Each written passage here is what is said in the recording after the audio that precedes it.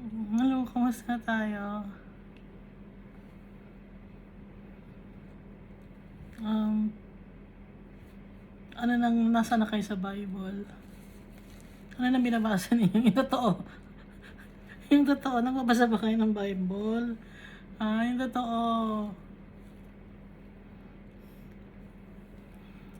Kasi dapat, kahit hindi niyo naiintindihan yung Bible, kanya-kanya tayong magbabasa, no? Para ma-practice tayo na laging nagbabasa ng Bible. Isama natin sa routine natin yon. Pati yung pagpipray, isama natin sa routine natin. Araw-araw, umaga tsaka gabi. Di ba ang routine natin is sa umaga magbe-breakfast. Pagkain na naman, tapos magtatrabaho, tapos lunch. Ay, bago mag-lunch, may merienda muna. Tapos magla-lunch. Tapos merienda ulit. Tapos dinner. Tapos may midnight snack pa, ganon. Puro pagkain na lang, no? So, ang pakainin naman natin is yung kaluluwa natin, yung soul natin, sa pamamagitan ng pagbabasa ng Bible, tsaka pagpe-pray.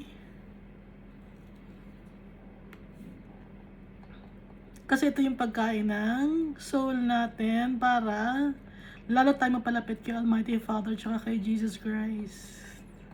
Sasabihin niya mo, Almighty Father, yung anak ko hindi niya naiintindihan yung Bible pero nagbabasa siya.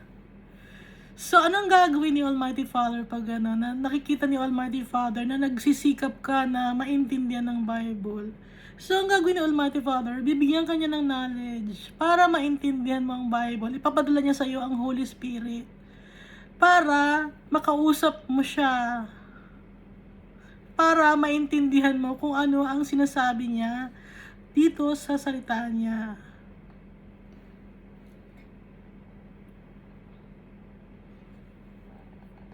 Okay? So, ganun ang gagawin natin, ano?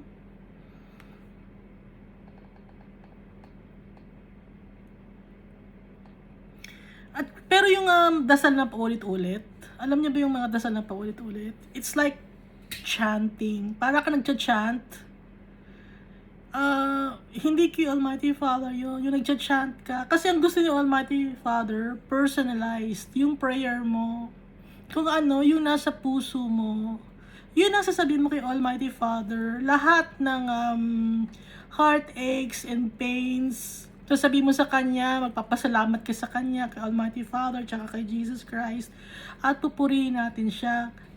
Kahit hindi mo kabisado, yung ano lang ang nakiisip mo at nasa puso mo, yun ang sasabihin mo kay Almighty Father. Kasi, yung chanting, yung paulit-ulit na dasal, no? Akala mo dasal yan, hindi nagcha-chant ka nun.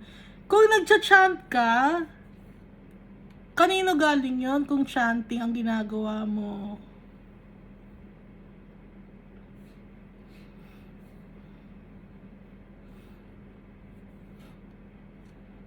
So, kakausapin natin si Almighty Father kasi tatay natin siya. Okay? Tatay natin siya eh. Kung kino-consider mo na tatay, si Almighty Father. Kakausapin ka ni Almighty Father. Malalaman ng puso mo yon. Malalaman ng puso at isip mo yon. Ipapaalam sa'yo ng Holy Spirit.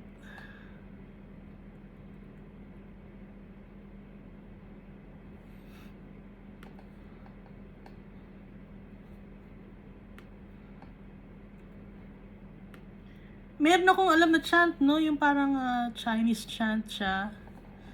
Nakakatakot. May nagsabi sa akin kasi na Filipino-Chinese, ito ang dasalin mo. Ulit-ulitin mo yon. Ano yun? Ba't ko ulit-ulitin? Hindi ko ginawa. Ayoko.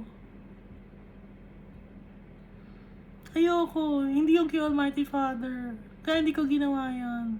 Kasi pampayaman daw yon, para daw yumaman ako, para swertihin daw ako. Hindi ko gagawin. Paglalaban natin si Almighty Father kasi alam natin kung ano yung katotohanan. Yung pampaswerte na sinasabi nila, o gaya nga ng malapit na ang New Year. Yung pampaswerte na yun, para lang dito sa lupa yun. Hindi gusto, baka magsabi ko, hindi gusto namin swertehin dito sa lupa. O sige, gawin nyo yun. Pero hindi yung kay Almighty Father. Kung gagawin mo yun, na hindi naman kay Almighty Father, ano yun? Kanino yun kung hindi yun kay Almighty Father?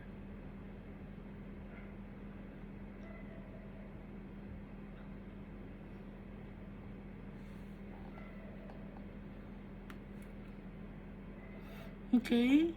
So, last time, nasa Philippians chapter 1 na tayo. Si Almighty Father sabi sa akin, Philippians, ang babasahin mo, hindi muna yung second John. So, kaya binasa natin tong Philippians. Hindi ako ang nagdidikta kung ano ang susunod na babasahin sa Bible.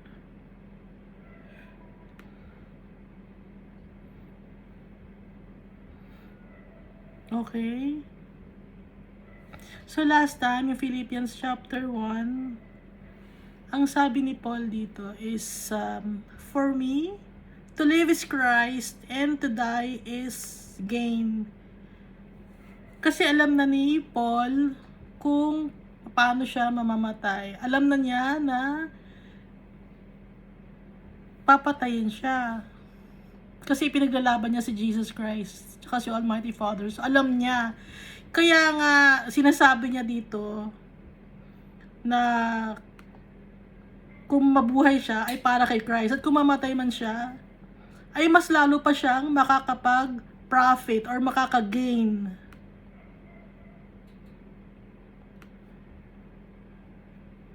Kasi di ba lagi nga siyang nakakulong, lagi siyang nakakadena. So alam na niya. Yung kakahantungan ng buhay niya sa pagiging servant kay Jesus Christ. Alam na niya.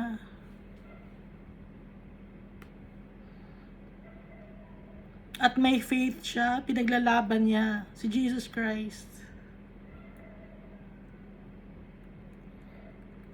Nagkaroon siya ng courage dahil kay Jesus Christ. Dahil ni-reveal ni Jesus Christ ang sarili niya kay Paul.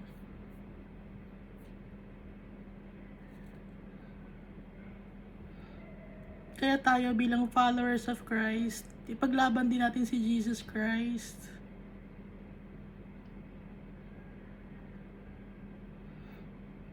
Hindi na natin uunahin yung sarili natin. Kasi ang kalaban talaga natin, sarili natin.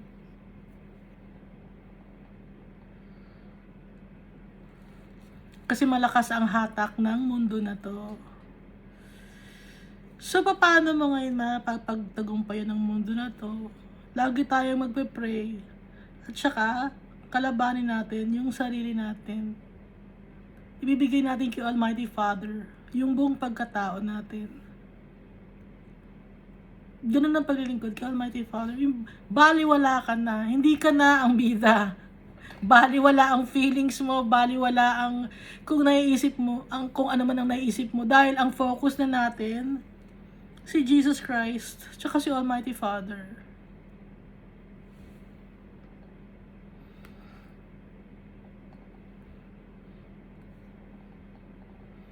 Kaya kahit nahihirapan si Paul, baliwala sa kanya yon.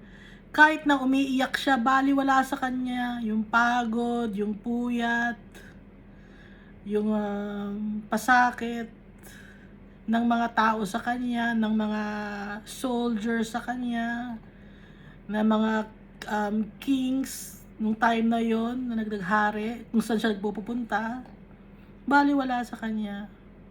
Dahil alam niya kung ano ang magiging niya. Mas greater pa sa mga bagay dito sa mundo. Kasi nireveal niya yun sa kanya ni Jesus Christ. Kaya alam niya. Alam niya ang sinasabi niya. Kaya nagpapasalamat tayo kay Almighty Father tsaka kay Jesus Christ, tsaka sa Holy Spirit, dahil naitabi ang mga isinulat ni Paul na ngayon ay binabasa natin. Ito ay ang testimony ni Paul.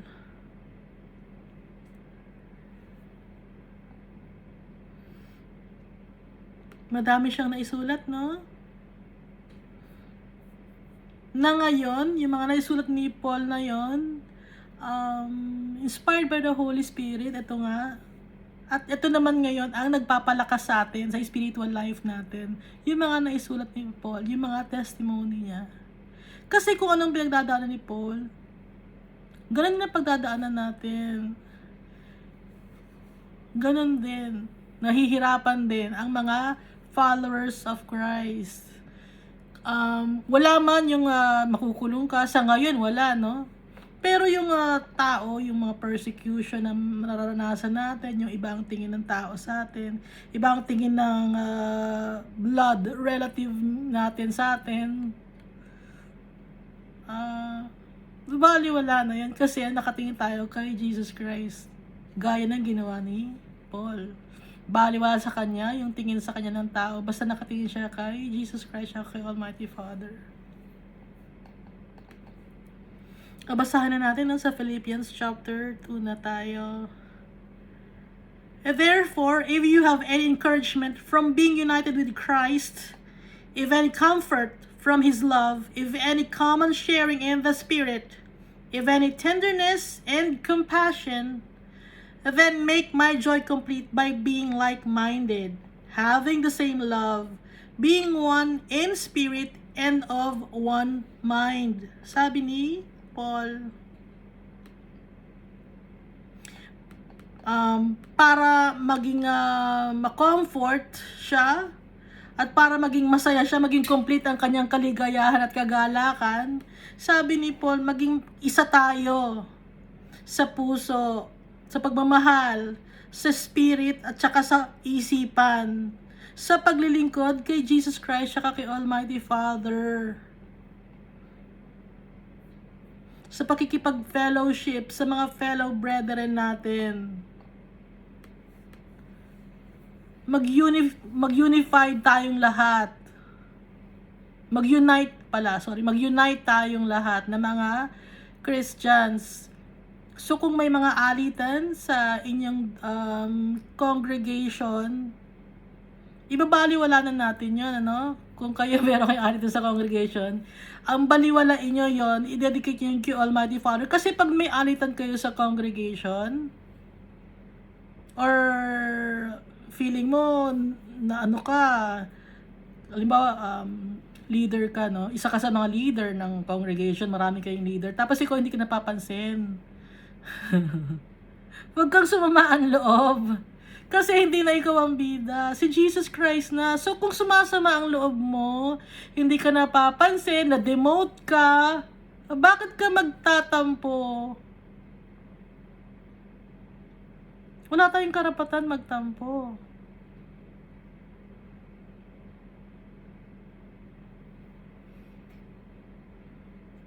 Dahil ang pinaglilingkuran natin, si Jesus Christ. Kaya hindi ka magtatampo doon sa kung sino man yung pinaka-leader ninyo. Ba't ka magtatampo? Ang pinaglilingkuran natin, si Almighty Father, si Jesus Christ. Kaya ang gagawin mo kayo, naalis ka. Tapos pupunta ka ngayon sa ibang congregation para doon ka magsilbi dahil doon ka binibigyan ng importansya. Kasi gusto mo ng importansya. Mali yun.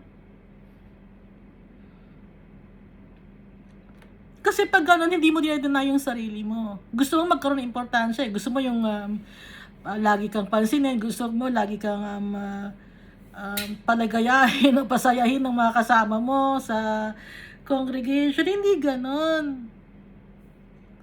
Dahil ang leader naman talaga natin, ang pinaglilingkuran natin, si Jesus Christ, hindi yung tao, hindi yung pinaka-leader ng congregation na niya, pinaka-head. So, ba't ka magtatampo? Ibig sabihin, hindi mo dinadeny yung sarili mo. Ibig sabihin, mataas pa rin ang ere mo. Binibigyan mo yung sarili mo ng importansya. Hindi ganun si Jesus Christ.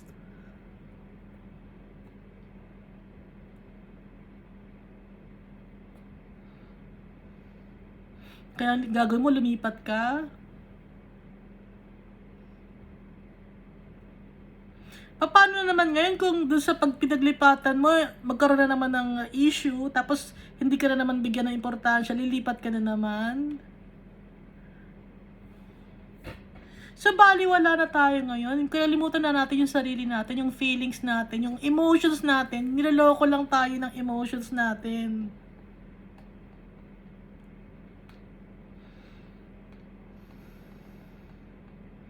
Mas lalang iisipin natin, focus tayo kay Jesus Christ. Yung nakatingin yung puso at isipan natin kay Jesus Christ. Yung emotions natin, burst of emotions lang yan, mawawala din yon.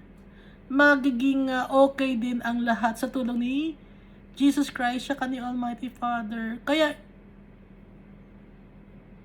yung kung lumipat ka ng ibang congregation, para maglingkod, para maging pastor, kasi hindi ka pinapansin sa dati mong pinaglilingkuran na pastor ka, doon sa lumipat ka ng ibang congregation. Alam mo dapat yun dahil pastor ka, diba? Alam mo dapat yun.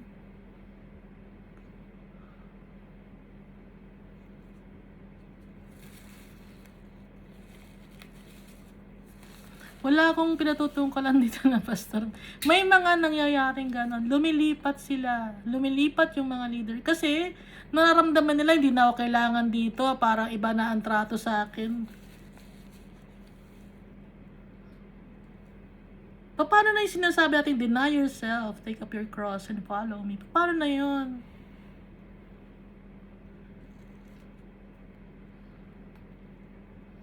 Kasi may mga nangyayaring ganon, no? Kaya mag-unite tayong lahat, hindi tayo magbubuklod-buklod, magtatayo ka ng sarili mong organisasyon, denominasyon, para lang mabigyan ng importansya yung sarili mo. Hindi na. Si Jesus Christ, siya ang importante. Ngayon kung may mali na nangyayari sa congregation ninyo, isabi mo. Magkaroon kayo ng open communication. Isabi mo sa leader mo, maging open ka. Hindi yung itinatago mo ng sama ng loob mo. Hindi tama yun na tinatago mo. Ibig sabihin, nanduwag ka.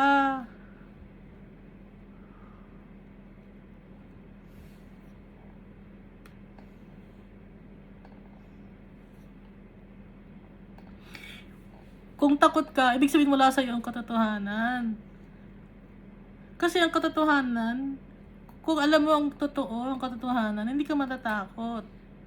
Magiging open ka. Pero wala akong alam talaga, Hindi ko alam kung sino sa inyo. Pero merong ganon na nangyayari. Kahit noon pa man. Kaya nga padami ng, hindi ko natapos, no? Kaya nga padami yung mga denominasyon yung organisasyon, padami ng padami. Tapos ang gagawin naman ngayon, syempre dumadami yung denominasyon. Para hindi na maging magkaroon ng awayan, ang gagawin nila ngayon, yung anak naman nila, ang kailangan magkaroon ako ng anak na magiging tagapagmana ko. Tagapagmana ng denominasyon ng organisasyon para ba't kailangan mo ng tagapagmana? Calling yun, yung Almighty Father, hindi yun ipapasa from generation to generation. Gift yon sa isang tao, at yung gift na yun hindi mo pwedeng ipasa sa ibang mga tao, sa anak mo.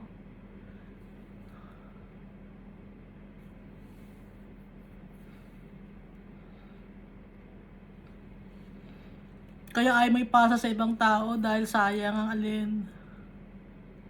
Inilatayo yung building, sayang napalitayo yung building. Ako na yung dito parang head dito Kaya kailangan anak ko ang magmana. Hindi yung family corporation. Family business, hindi.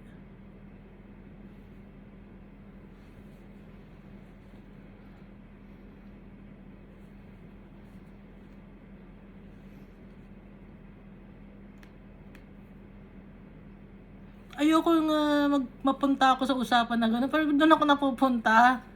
Ba't gano'n?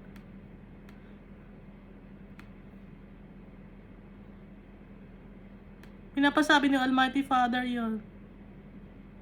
Dahil kailangan maging isa tayo sa puso at isipan sa paglilingkod sa Kanya. Hindi nag-aaway-away ang mga denominasyon, organisasyon. At dapat iisa ang hangarin. In spirit, one in love, one in spirit, and one in mind.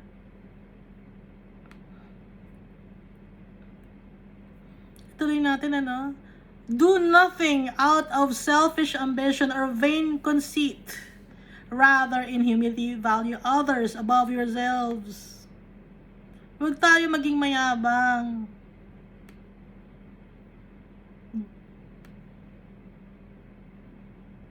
Maging humble tayo. At isipin natin, yung ibang tao ay mas mabuti kaysa sa atin. Bigyan natin ng mas importante kaysa sa atin. Ganon. Ito ang sinasabi ni Paul.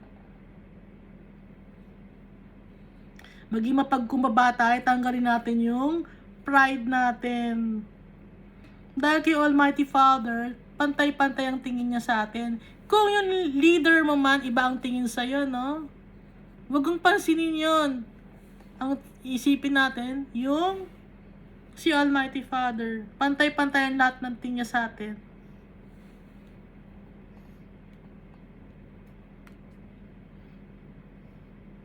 Kaya, value others above yourselves. Kasi ganito ang ginawa ni Jesus Christ. Sundan natin yung yapak ni Jesus Christ. Not looking to your own interests, but each of you to the interests of the others. Hindi na yung pang sarili nating interes ang isipin natin, kundi yung interest ng lahat ng tao, ng ibang tao, hindi na sa atin. Kasi hindi nga tayo ang bida. Hindi na natin isipin yung sarili natin na interest.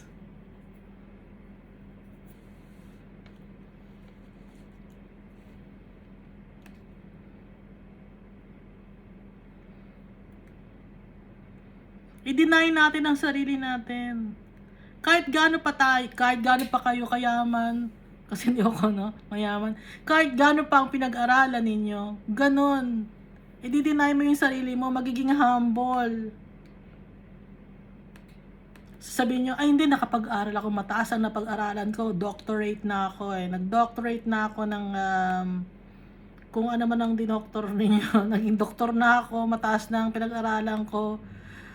Andito na ako, highest level na ako. Kaya yung mga tao dyan, mga hindi nakapag-aral yan, mga bobo yan. Huwag ganon. Kung Christian ka, hindi ganon ang trato mo sa mga tao. Pantay-pantay ang tingin natin dapat sa tao. Hari man yan, sa kaharian ng kung anong lugar, dito sa mundo, o janitor man na nagtatrabaho sa opisina, pantay-pantay ang tingin natin.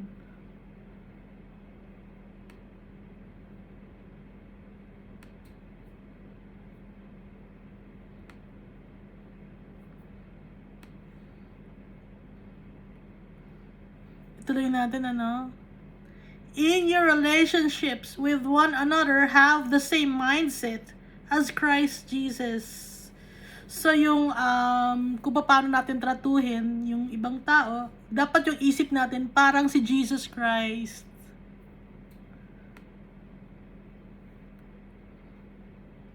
Ito lang natin, who being in very nature God, did not consider equality with God something to be used to his own advantage. So dito, sinasabi ni Paul dito na si Jesus Christ is God. Nature, God. Being in the very nature, God. Pero hindi niya kinonsider yung sarili niya na equal siya kay Almighty Father, na magiging advantage yon para sa kanya. Yung pagiging advantageous ng pagiging God niya, hindi niya inisip na na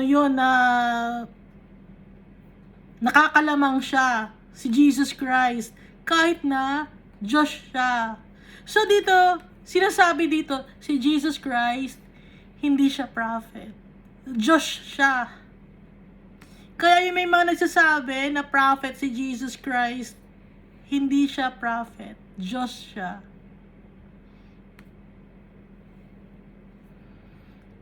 Kaya yung mga nagsasabi rin na hindi Diyos si Jesus Christ, hindi sila nagbabasa ng Bible.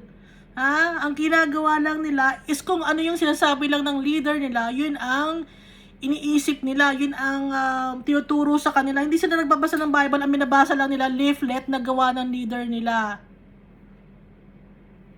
So para hindi tayo maligaw ng demonyo, kasi kung hindi mo kinoconsider si Jesus Christ na God, Antichrist ka, galing ka sa demonyo, nga ang turo ng demonyo yon, ano? Pag hindi mo kinoconsider si Jesus Christ na God. So Antichrist yon.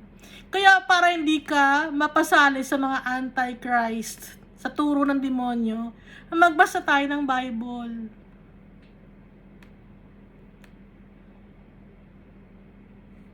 Ulitin natin, no? Who being in very nature God, did not consider equality with God something to be used to His own advantage.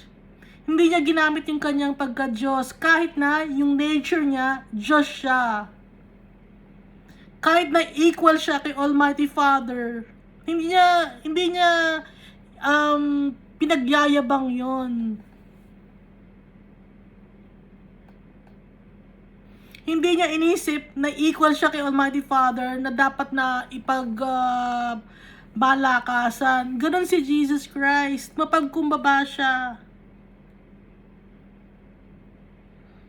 Kahit na yung form niya is God, like the Almighty Father, hindi niya ninakawan si Almighty Father ng karapatan na tawaging Diyos or maging equal kay Almighty Father. Hindi ganon si Jesus Christ. Kasi nga, di ba sabi ko dati, mapagkumbaba si Jesus Christ, dahil sa nirerespeto niya si Almighty Father, hindi niya gagawin yon. Nasasabihin niya na God siya. Kahit na God siya, kahit na yung nature niya, God siya. Kahit yung form niya, God siya. Hindi niya agawan si Almighty Father.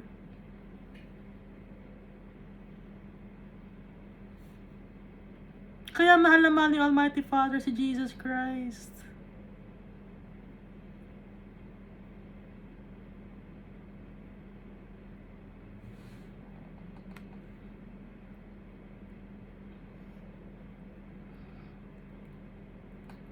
Kaya yung nagsasabi na hindi God si Jesus Christ, hindi kayo nagbabasa ng Bible. Huwag niyong iligaw yung mga tao. Dahil pag nililigaw niyo yung mga tao, Antichrist ka. Kung Antichrist ka, kanino ka? Sa devil ka.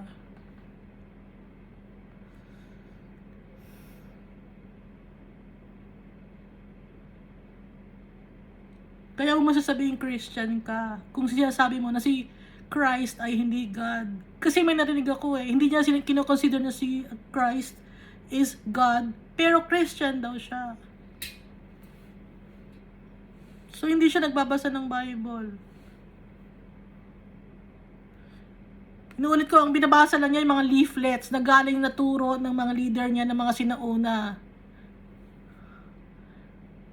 Nakukuha lang ng isang verse ng Bible, tapos gagawa na sila ng sarili nilang istorya doon sa kanilang leaflets. Kaya kayo, kung Christian kayo, huwag kayong aasa sa mga libro na nababili nyo sa bookstore or kung ano man. Aasa tayo sa Bible. Di ba may mga turo yung iba about sa Christian kunyari, tapos tungkol sa pagpapayaman, ganun. Hindi, sa Bible tayo titingin.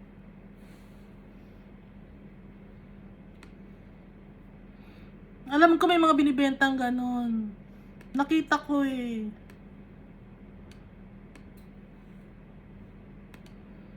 Tuloy natin, rather, He made Himself nothing by taking the very nature of a servant. Imagine, God, si Jesus Christ, pero Yung kinuha niya yung nature ng pagiging isang servant, being made in human likeness, na gaya nating tao.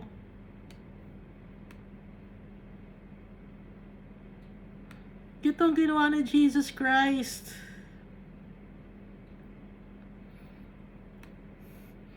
Naging servant. Kinuha niya yung nature ng pagiging servant. Kung baga, ikaw na ang may-ari ng, anak ka ng may-ari ng isang malaking korporasyon. So, ikaw na rin ang nag-oversee ng korporasyon na yun, ano? Example lang to. Ngayon, ang ginawa mo ngayon, para ma-reach out mo yung mga tao na mga tauhan mo sa ibaba, ang ginawa mo ngayon, nagpakababa ka. Naging ano ka, naging janitor ka. Ang laki ng ano no ng agwat from CEO, nagpaka-janitor ka. Ganun ang ginawa ni Jesus Christ para maabot niya tayo.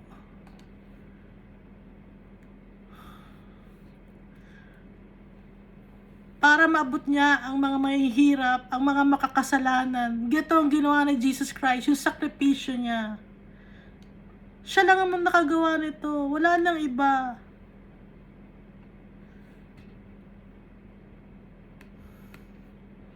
Kaya nga, tayo, baliwalain na natin yung sarili natin. Kasi gano'n ang ginawa ni Jesus Christ. Sino ba naman tayo?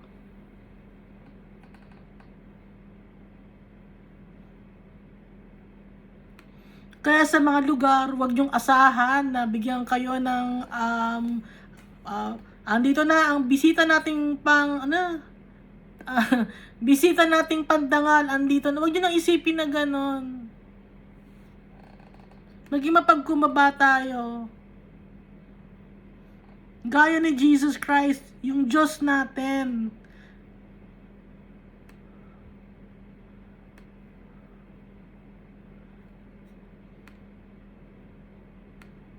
O, andito na yung Most Reverend, Your Excellency, Your Highness, ganun pa ang gusto ninyo.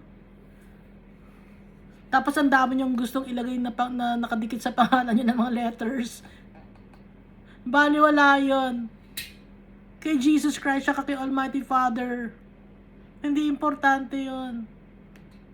Kaya maging mapagkumaba tayo. Pag kinakitaan ka ng kayabangan, hindi ka kay Almighty Father, hindi ka kay Jesus Christ.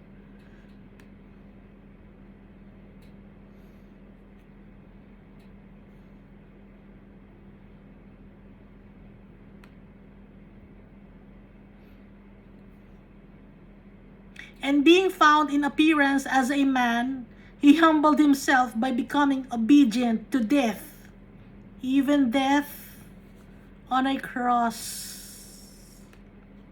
Even death on a cross.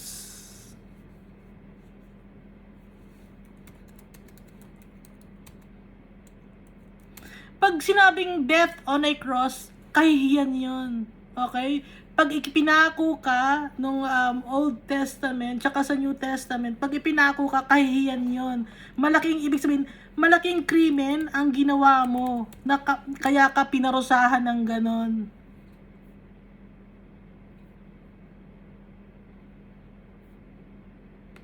Kaya nga binanggit dito ni Paul, even death on a cross.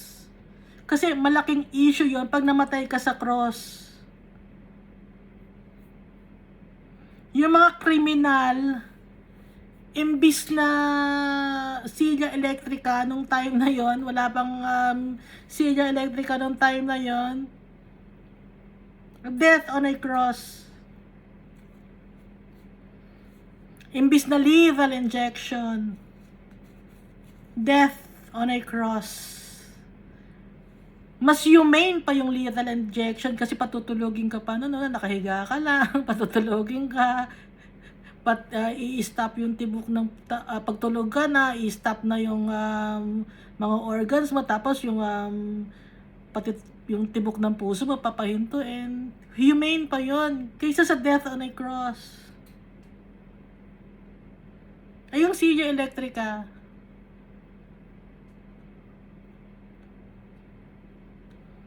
Mas humane pa yun kung ikukumpara sa death on a cross. Di ba pag isisiya ka, papakainin ka pa, o anong gusto mong kakainin, aalagaan ka nila, patatabain ka pa. Saka ilalagay ka sa silla electrica. Saglit lang yon. Ilan ba yon? 5 minutes ba? Patay ka na sa silla electrica? Ay, yung death on a cross, yun nangyari kay Jesus Christ. Torture na. Pagpapapatay yun.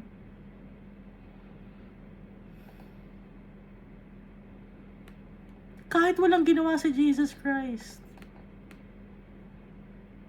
Kahit wala siyang kasalanan.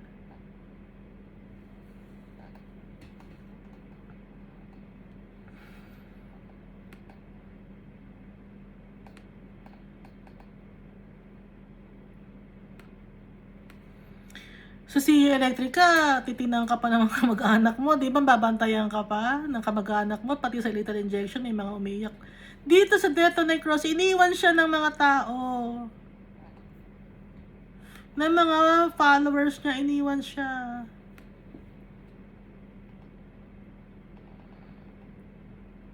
Walang nagano sa kanya, yung nagpigil na wag niyo ipako siya, walang taong gano'n nagsalita ng gano'n. Kundi lagi lahat ng tao sabi ipako siya. Kahit wala naman siyang kasalanan. Gano'n ang ginawa kay Jesus Christ.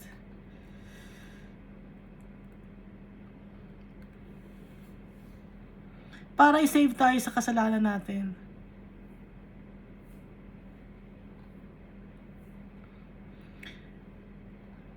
Ganun ang ginawa ni Jesus Christ para mapunta tayo sa langit na maging kasama siya.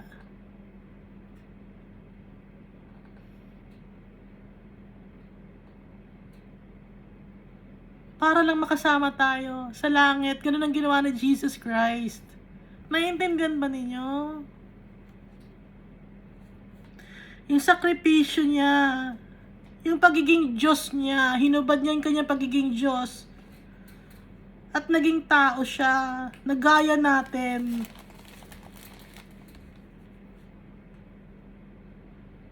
Para i-save tayo sa kasalanan natin, para magkaroon tayo ng eternal life in heaven, to rule with Jesus, to rule with Him in heaven. Ganun ang ginawa niya.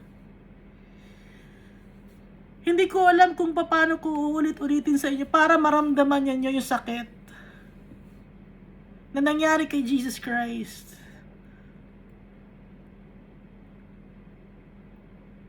Kaya ganito na lang ang pagkikipaglaban ni Paul. Pagsusumikap niya para may share ang Word of God. Kasi si Jesus Christ, pinatay on the cross of Calvary. Kaya si Paul, gano'n na lang din ang pagsusumikap niya, ang kanyang pagiging loyal kay Jesus Christ at kay Almighty Father. Dahil nakita niya yung tunay na treasure. Yung treasure na yun si Almighty Father at si Jesus Christ. At hindi niya yun ipagpapalit sa kahit anumang karangyaan dito sa mundo. Or kahit na anong kasikatan dito sa mundo. Hindi ipagpapalit ni Paul yun. Hindi niya ipagpapalit sa kahit anong pera.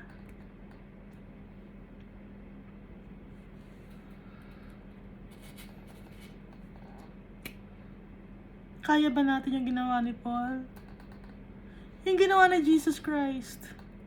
Kung tayo kaya ang ipako sa krus, dahil sa mga kung ano-anong kasalanan na ginawa natin. So, sobrang dami ng kasalanan natin, hindi lang siguro isang beses tayo ipapako sa krus, no? Siguro 100 times, 1,000 times tayong ipapako sa krus. Kung mabubuhay lang tayo tapos nagkakasala, ikapapako lagi tayo sa krus. Napakasakit nitong death na to kasi yung pag nakapako ka sa cross, hindi ka makakahinga, hindi ka makakagalaw.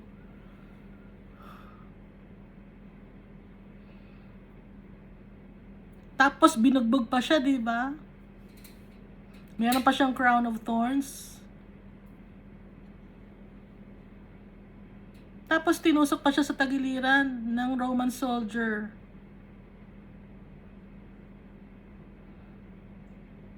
ipinahiya pa siya. Tinanggalan siya ng damit, ipinahiya siya. Yung shame ng death on a cross. Yung Diyos natin, ito ang ginawa para i-save tayo. Kaya, awesome si Jesus Christ. He's amazing. Napaka-loving. Kaya ipagpapalit mo pa ba si Jesus Christ sa kung anumang karangyaan na makukuha mo dito sa mundo? Sa anumang accolades na makukuha mo sa mundo na to?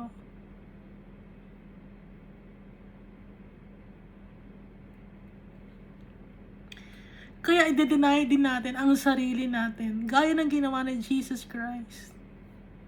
Si Jesus Christ, Diyos na siya. Dinenay pa niya yung sarili niya. Tayo pa ba ang di natin kayang gawin yon? Sino ba naman tayo?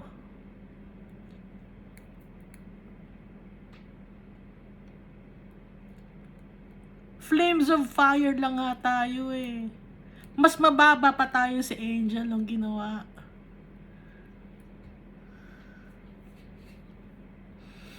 At kaya tayo naging tao para magkaroon tayo ng chance to be with Jesus Christ in heaven, to rule with Him.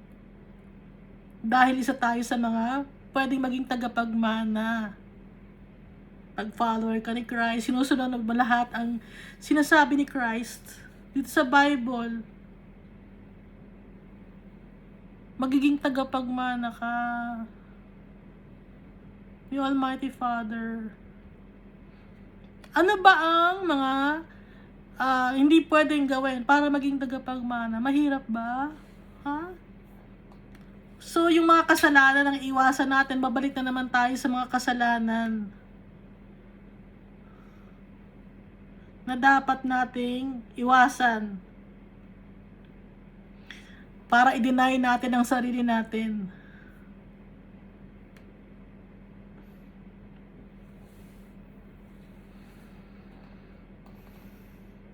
Verse 9, therefore, God exalted him to the highest place and gave him the name that is above every name. Kaya ang ginawa ni Almighty Father, itinaas niya yung pangalan ni Jesus Christ. Yung name ni Jesus Christ greater than any other name. Ganun ang ginawa ni Almighty Father. Itinaas niya si Jesus Christ. Dahil sa pagpapakumbaba ni Jesus Christ.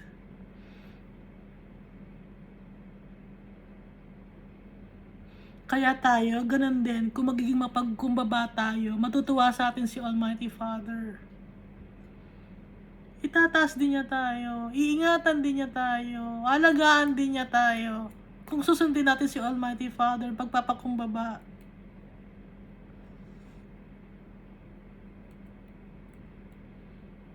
Si Almighty Father ang magtatanggol sa atin.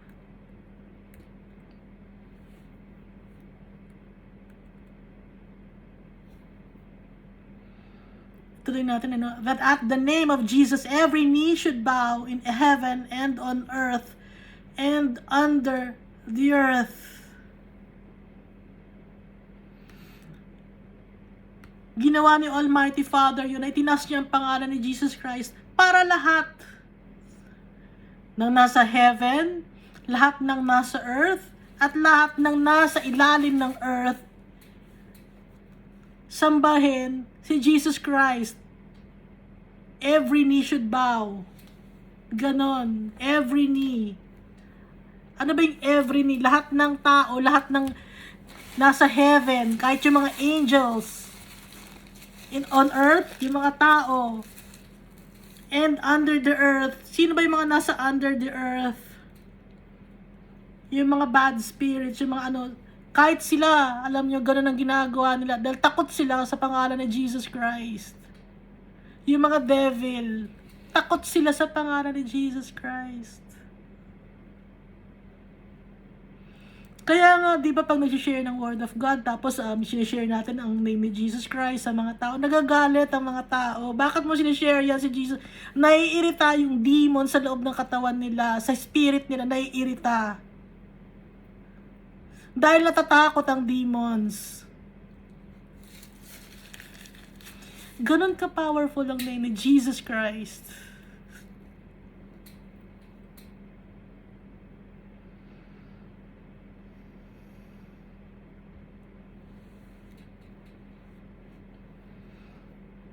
And every tongue acknowledge that Jesus Christ is Lord, to the glory of the Father. Kaya nga lahat ng tao ang dapat nilang sabihin at si Jesus Christ ay Lord para mabigyan ng mag-glorify si Almighty Father. Dahil ginawa ni Jesus Christ lahat para kay Almighty Father.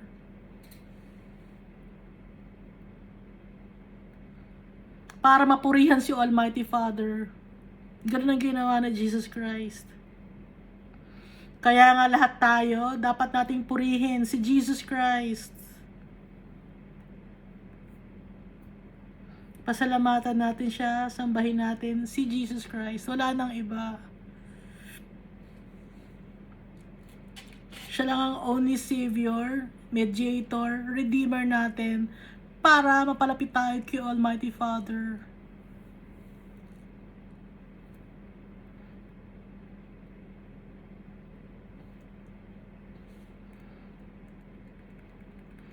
Kaya itong verse na to, nagpapatunay na si Jesus Christ ay Diyos.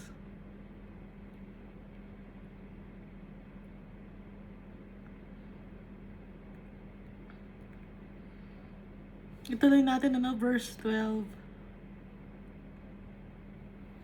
Therefore, my dear friends, as you have always obeyed, not only in my presence, but now much more in my absence, continue to work out your salvation with fear and trembling. Pagsubikapan natin ang ating salvation na may takot.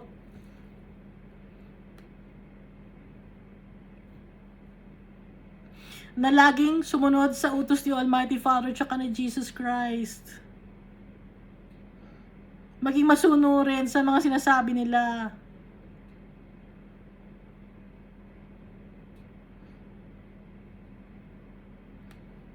Dahil makapangyarihan ang pangalan ni Jesus Christ tsaka ni Almighty Father.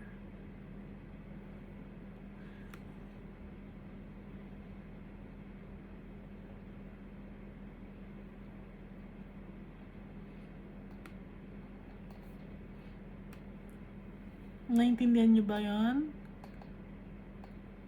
With fear and trembling. Nang may takot. Ano ba yung trembling? Sa Tagalog.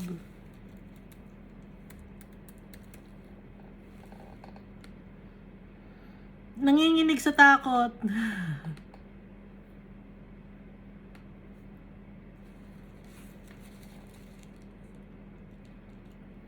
For it is God who works in you to will and to act in order to fulfill His good purpose. Si Almighty Father ang gumagawa ng paraan para matulungan tayo na gawin ang mga bagay na naaayon sa gusto niya, na naaayon sa plan niya, na naaayon para sa ikasisiya niya at sa ikapupuri ng kanyang pangalan. Si Almighty Father yon, tsaka si Jesus Christ.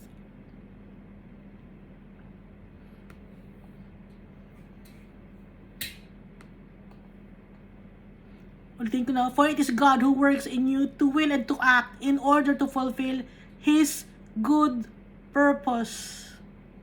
Yung plan ni Almighty Father. Kaya natin nagagawa yon, yung mga magagandang bagay.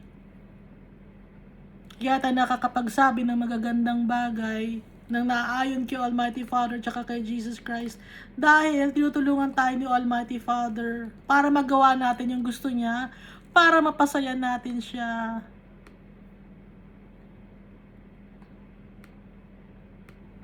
Ituloy natin Do everything without grumbling or arguing. Gawin ang lahat ng bagay nang hindi nakikipag-away o nagdadabog, so that you may become blameless and pure, children of God without fault in a warped and crooked generation. Para masabi tayo na tayo ay tunay na anak ng Diyos, gawin natin lahat ng sinasabi ni Almighty Father at Jesus Christ nang hindi nakikipagtalo. So, ayaw ni Almighty Father na nakikipagtalo tayo o nagko-complain tayo o nagdadabog tayo o nagmumukmuk tayo, para makita sa atin na tayo ay anak ng Diyos. Anak tayo ni Almighty Father, na maging without fault tayo, hindi tayo makakitaan ng kamalian dito sa mundo na twisted na generation. Kasi ngayon, habang patagal ng patagal, nagiging twisted or crooked ang generation. Lalong nagiging makasalanan ang mga tao. Kung noon walang internet, kaya nga sabi ko nang dati, di ba, ngayon mas lalo na naging masama ang tao. Lalo na nagkaroon ng internet. Pero yung internet, ginawa ni Almighty Father na magkaroon din ng magandang purpose. At yun ay yung makapakalat ang kanyang salita. May share sa mga tao ang salita, ang Word of God. May lagay sa internet ang Bible para yung mga walang Bible, mabasa nila sa internet ang Bible.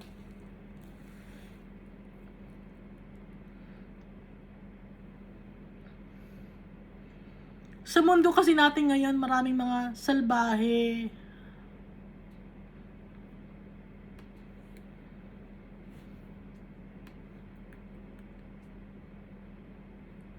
Perverted na generation, crooked generation, madami ngayon, mas lalo na. Kaya para maging kakaiba tayo sa ibang tao, gagawin natin ang lahat, hindi tayo makikipag-argue, hindi tayo makikipag-complain, hindi tayo makikipag-debate, para maging blameless tayo, maging pure tayo, maging kakitaan tayo na pagiging anak ni Almighty Father. Ituloy natin, ano? Then you will shine among them like stars in the sky.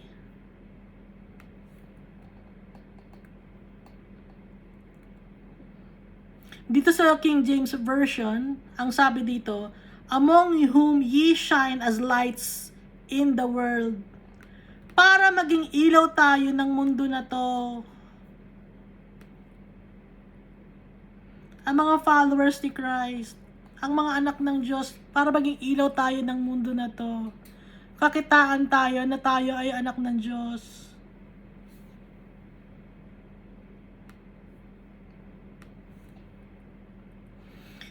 As you hold firmly to the word of life, and then I will be able to boast on the day of Christ that I did not run or labor in vain. Sabi ni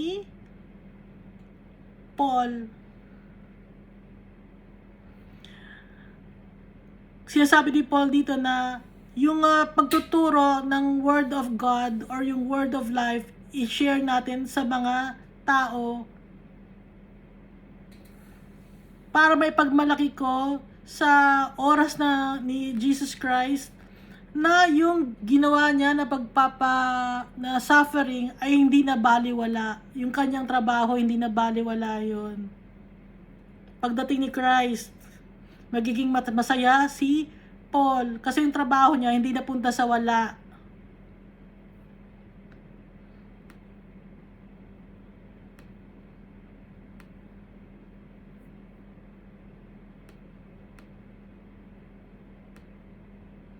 Kaya tayo dapat na maging ilaw ng mundo na to, tayo mga followers ni Christ, mga anak ni Almighty Father. Gawin natin lahat. Nakalagay everything, lahat. Para sa ikapupuri ng pangalan ni Almighty Father at ni Jesus Christ, gawin natin yung tama. Para maiba tayo sa mundong ito. Dahil perverted ang generation na to, crooked generation. But even if I am being poured out like a drink offering on the sacrifice and service coming from your faith, I am glad and rejoice with all of you. Sabi ni Paul. Yung sakripisyo ko, parang akong nauubusan ng para akong inumin na nauubos dahil sa sakripisyo ko at pagsaserve sa inyo na galing sa pananampalataya. Pero kahit na ganito ang nangyayari sa akin, masaya ako at nagse-celebrate ako dahil sa inyo. Sabi ni Paul, nagse-celebrate siya. Kahit na dumaranas siya ng hirap.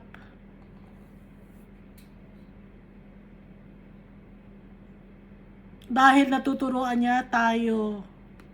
Naisishare niya sa atin si Almighty Father at saka si Jesus Christ. Kaya masaya siya. So you too should be glad and rejoice with me. Kaya kayo din. Maging masaya rin kayo at pag-celebrate kasama ko.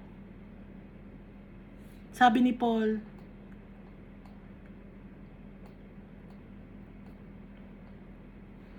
I hope in the Lord Jesus to send Timothy to you soon, that I also may be cheered when I receive news about you.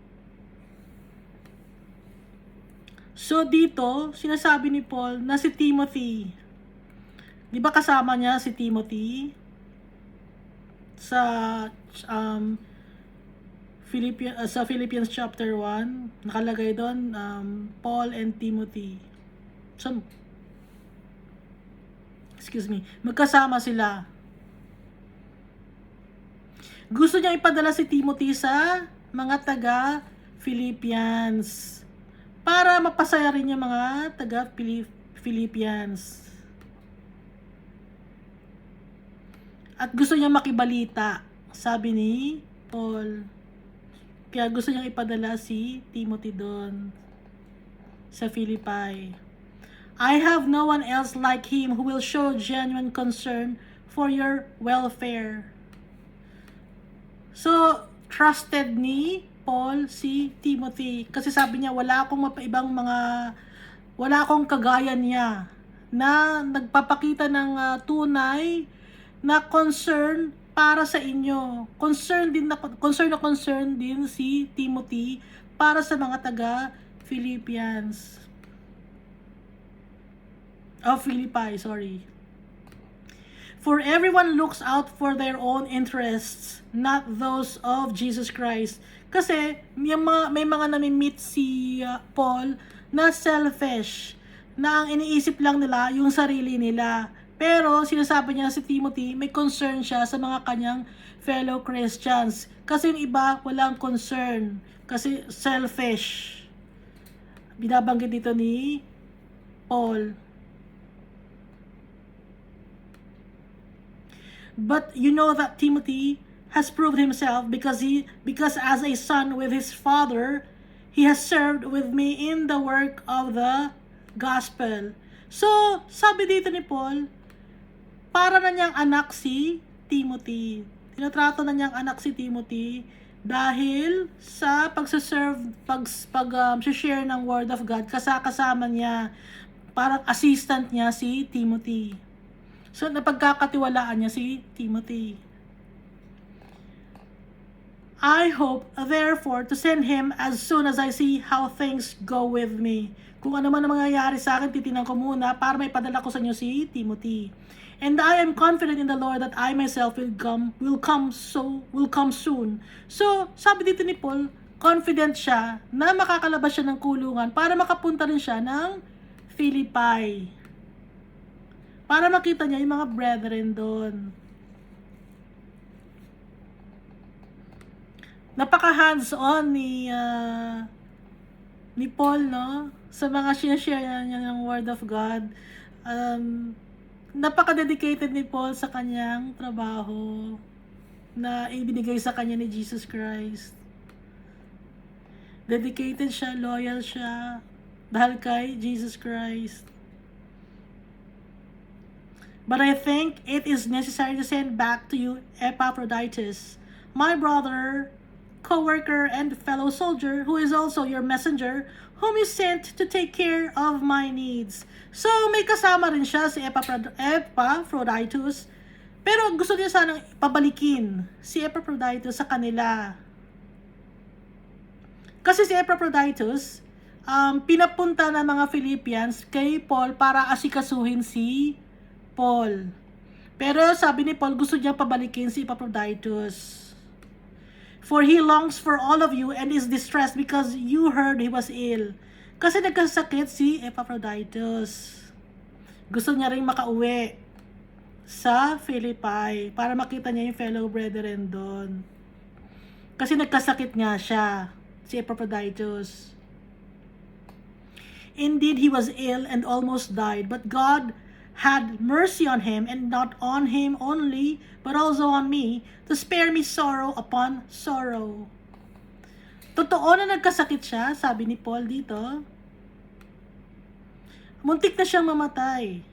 Pero, si Almighty Father naawa sa kanya. At hindi lang sa kanya naawa, kundi naawa rin sa akin si Almighty Father. Kasi, kung mamamatay si Epaphroditus, malulungkot siya. Dahil sobrang sorrow na ang nararanasan ni Paul. Sobrang kalungkutan. Pero sinasabi rin ni Paul, di ba, na nagre-rejoice siya pag nakakarinig siya ng about sa mga fellow Christians, sa mga na-share ng Word of God, na nagiging faithful, lumalago yung spiritual life, natutuwa si Paul. Pero syempre, tao rin siya, nalulungkot din siya kung sakaling mamatay si Epaphroditus, mawawalan siya ng kasama, at yung mga tao sa Philippi malulungkot din, syempre.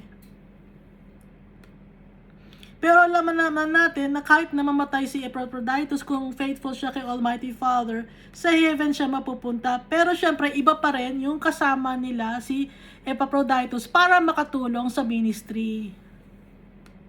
Therefore, I am all the more eager to send him, so that when you see him again, you may be glad and I may have less anxiety. Kaya masaya ako na ipabalikin sa inyo si Epaphroditus para makita niyo siya at maging masaya kayo, para maging masaya rin ako. At mawalan ako ng alaala o inaalala. Kasi inaalala rin niya yung kalagayan ni Epaphroditus. Para mabawasan yung kanyang anxiousness. Sabi ni Paul. So then, welcome him in the Lord with great joy and honor people like him. Because he almost died for the work of Christ. He risked his life to make up for the help you yourselves could not give me. Kaya nga sabi ni Paul dito na i-welcome nila si Epaphroditus with great joy. Na maging masaya sila na babalik na si Epaphroditus doon sa Philippi. Kasi nga muntik na mamatay si Epaphroditus dahil sa sobrang pagtatrabaho para kay Christ. Hindi na niya inisip yung kanyang buhay para mapaglingkuran si Almighty si Jesus Christ, pero hindi siya namatay. He risked his life to make up for the help yourselves could not give me. So, imbis na kayo ang makatulong sa akin, nag-risk ng life si Epaphroditus para yung mga bagay na hindi niya magawa, si Epaphroditus ang gumawa nun. Para sa para sa trabaho kay Jesus Christ, or for the work of Christ.